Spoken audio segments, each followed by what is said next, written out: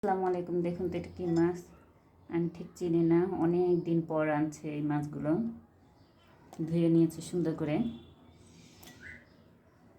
মশলা কষানো হয়ে গিয়েছে। এখন এই যে মাছগুলো দিয়ে দিব।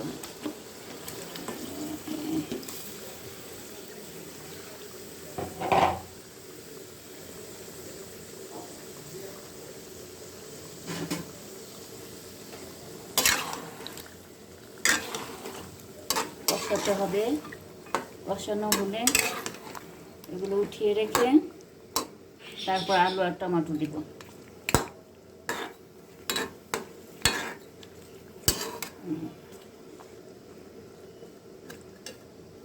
কষানো হয়ে গিয়েছে, এখন এই যে তুলে ফেলবো, তুলে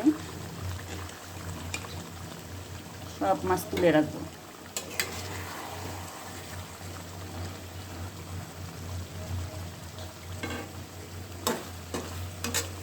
তুলে এই যে আলুগুলো দিয়ে দিয়েছি, আলু গলে আসলে তারপর টমেটো দিব। এই যে তরকারি প্রায় হয়ে আসছে, মাছ দিয়ে দিয়েছি, টমেটো দিয়ে দিয়েছি, এখন ধনেপাতা দিব। ধনেপাতা দিয়ে চুলাটা অফ করে দেবো। এই যে লাউ শাক ভাজি আর এই যে তরকারি হয়ে গিয়েছে, ধনেপাতা দিয়ে দিয়েছে, এখন চুলাটা অফ করে দেবো।